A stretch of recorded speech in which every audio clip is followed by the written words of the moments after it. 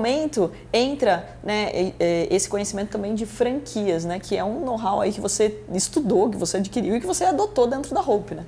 Foi, porque você imagina que uma empresa antiga, que tinha vários funcionários antigos, que quando você vem com uma ideia nova, por mais que meu pai, que fosse o líder da companhia, fosse uma pessoa muito arrojada, você tem lá outras pessoas que querem proteger o seu, que não estão tão confortáveis em sair da zona de conforto, né? E aí essas pessoas bloqueiam um pouco as ideias.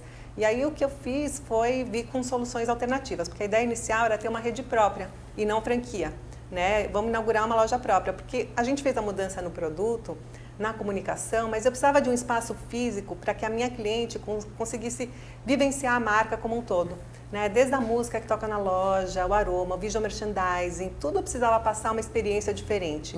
E através de um cliente multimarca, um lojista multimarca, eu não ia conseguir transmitir isso, então eu precisava montar um espaço físico. Aí começou uma série de brigas internas lá dentro, não conseguia avançar com esse projeto, até que eu estava grávida do meu terceiro filho. E eu li um livro do Marcelo Scherto, que você conhece, nosso super guru de franquias, sobre franquias, que eu nunca tinha pensado nessa hipótese, mas aí me acendeu uma luzinha, falei, não, é isso. E aí quando eu propus lá dentro, todo mundo falou, tá bom, não tem investimento tão grande, né? Apesar de, depois a gente contratou a consultoria do Marcelo, a gente investiu pesado nesse projeto, mas foi uma quebra de um paradigma de fazer um teste. Sempre a gente usa muito esse modelo, assim, você tem uma ideia, você tem que investir uma certa quantia de dinheiro, vamos fazer um teste para ver se funciona, se funcionar aí a gente faz o rollout. Então, a gente começou desse jeito, fazendo um teste com uma loja, mas assim, a gente não tinha know-how em varejo, porque a gente foi por 40 anos na indústria até então. Aí a gente pegou uma cliente, que já era cliente, uma das primeiras clientes do meu pai, na verdade o sogro da nossa primeira franqueada, tinha uma loja no Brás, que era vizinha do meu pai lá na primeira fábrica que ele teve, e ela topou esse desafio. Ela queria entrar no varejo, queria ter lojas em shoppings, né? E o nosso projeto era para lojas de shopping, já enxergando o boom dos shopping centers que iria acontecer no início dos anos 2000, e ela aceitou esse desafio e foi a primeira franqueada, a franqueada cobaia, né? E ajudou a gente muito a formatar, porque eu também não tinha experiência, como é que, para comprar o cabide, imagina, um cabide de uma lingerie, não tinham lojas de lingerie nos shoppings ainda, era só loja de departamento ou multimarcas, então... vocês estavam inaugurando um novo conceito, né? Exatamente, um novo conceito que ninguém nunca tinha visto antes, então a gente teve vários desafios assim para conseguir implantar a primeira loja, e aí que nasceu em dezembro de 2005, a primeira loja Hope no Shopping Center Norte, já como uma franquia. Aí a gente ficou ano de 2006 inteirinho estudando, né, com a consultoria do Scherto. Entendendo os números, fazendo piloto de fato, né? Porque fazendo piloto. Como que você vai vender um negócio que você não tem dados para falar para os seus... Exatamente, e assim, vendo a viabilidade para nós como franqueadores, e também para o franqueado, porque tinha que ser um bom negócio para o cara investir o dinheiro dele numa loja, num conceito que nunca ninguém viu antes. Mesmo porque a cobrança aumenta absurdamente, né, Sandra? Porque a pessoa que vai montar uma loja sua, vai montar uma franquia, ela espera que esteja tudo redondinho, né? E o franqueado, ele tem muitas vezes até essa ilusão, né? Que é só abrir a loja e que vai chover cliente, não precisa fazer nada, não tem que estudar nada, né? E não é essa a realidade. De estoque, e assim, é o que a Regina, essa minha primeira franqueada, fala assim, você tem é uma empresa completa. Uma loja no shopping de 40, 50 metros quadrados é uma empresa, você tem departamento pessoal, você tem tudo, né? Você tem compra, você tem venda, você tem sistema, você tem... É um negócio que envolve uma série de disciplinas diferentes que você tem que ser especialista. Sim. E eu costumo brincar, muita gente, tem muito franqueado que gosta muito, porque hoje a marca ela tem um certo glamour, né? A coisa das influenciadoras, das celebridades, o mundo glamouroso da moda, mas não é só isso, né?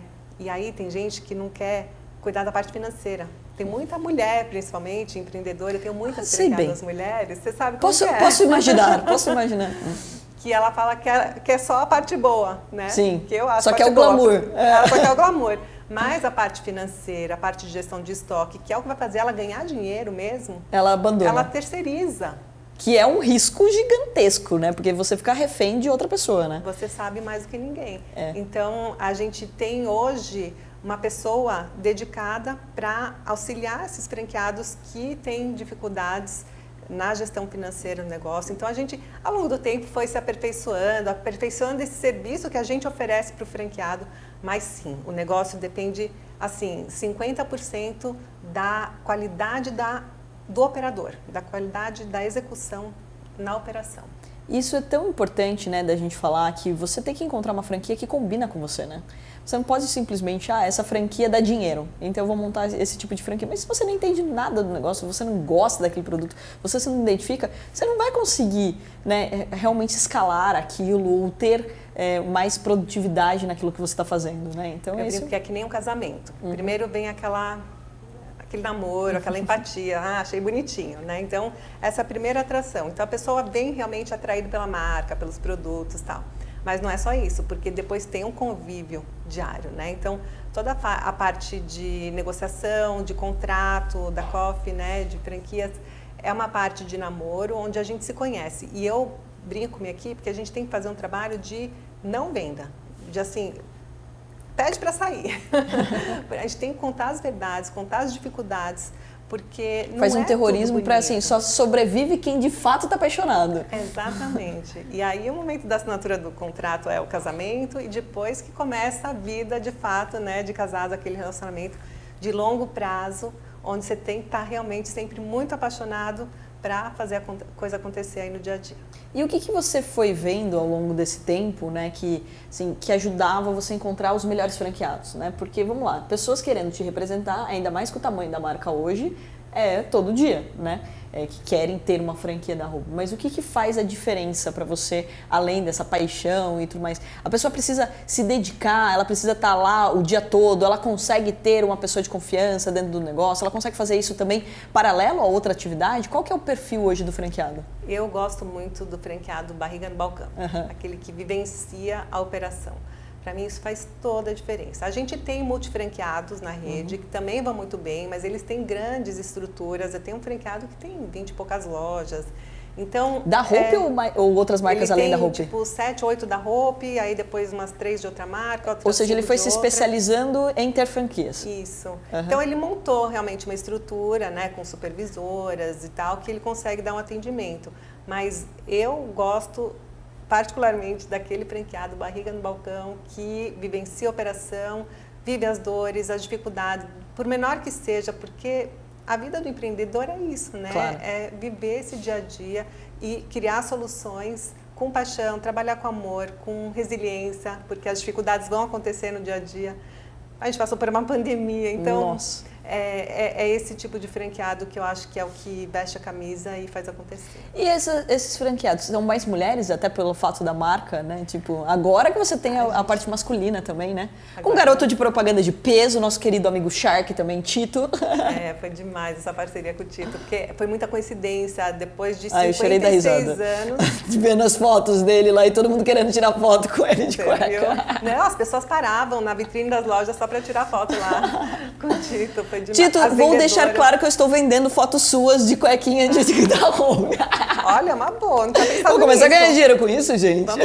Vamos fazer esse business paralelo. Eu vou levar no escritório dele para ele assinar algumas, igual você contou até, né, que teve... Sabe aquele dia, a gente fez um evento na loja aqui no Oscar Freire e a mulherada comprava cueca para ele assinar, ou comprava calcinha para ele assinar, mas homens também comprando cueca para ele assinar a cueca. Gente. Imagina você andar com uma cuequinha assinada pelo Felipe. Assinatura do Tito tá valendo muito, vamos vender essa assinatura. Não, mas brincadeiras aí, você estava contando, né, sobre o perfil da franquia, se é mais mulheres ou mais homens? Hoje em dia, mais da metade dos meus franqueados são mulheres. Legal. E tem muitos casais também. Ah, que bacana. Né? Então, porque geralmente você tem um sócio, né, na sua empresa e são muitos casais. E aí sempre muito parecido, assim, o perfil, né, da mulher que é mais ligada no produto, que está mais lá no dia a dia na loja, o homem mais, o marido mais na retaguarda. Então, um modelo que tem funcionado bem e eu tenho franqueados com uma qualidade, assim, eu sou apaixonada pelos meus franqueados.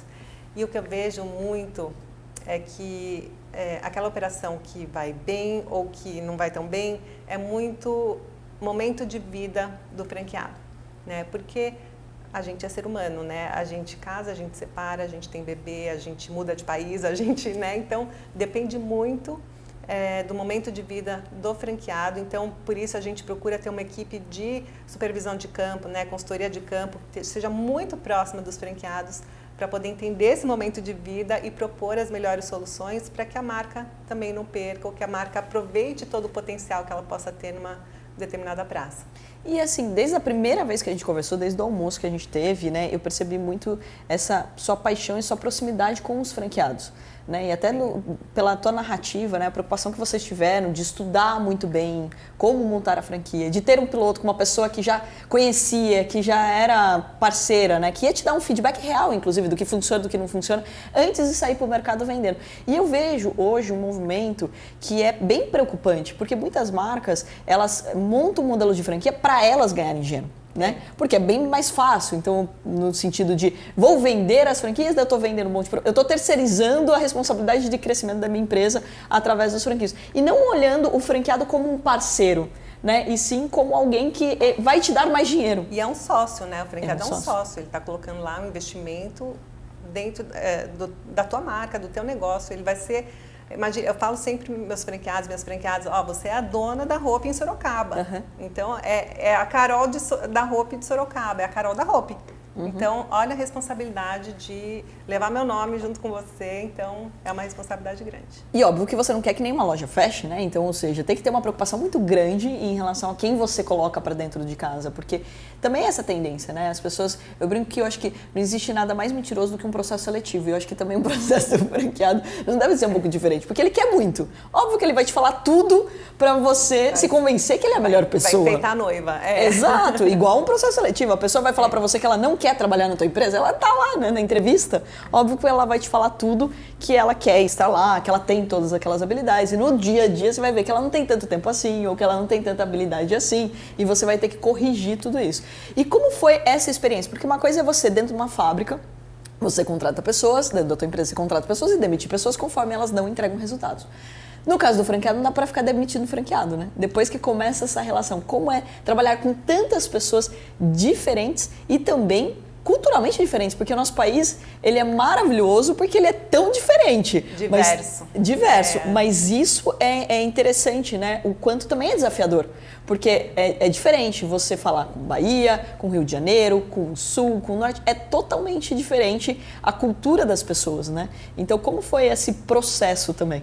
É muito rico, porque é muito diverso. Eu adoro diversidade. Uhum. E a gente aprende muito, ouvindo muito todos os franqueados de todas as regiões, das diversas regiões do país.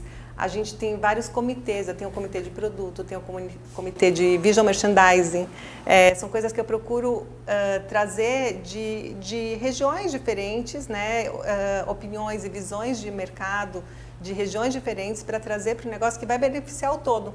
Então, essa coisa de ouvir, sabe? A gente tem um conselho de franqueados, poucas redes.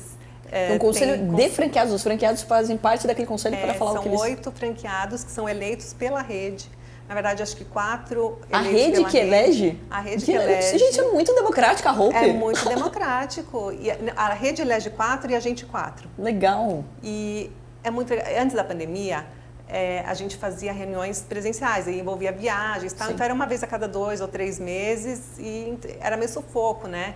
Agora, com a pandemia, a gente aprendeu a fazer reunião por Zoom, então a gente faz reunião a cada 2 semanas, porque é muito rica essa troca. Eu acho que o grande segredo é ouvir.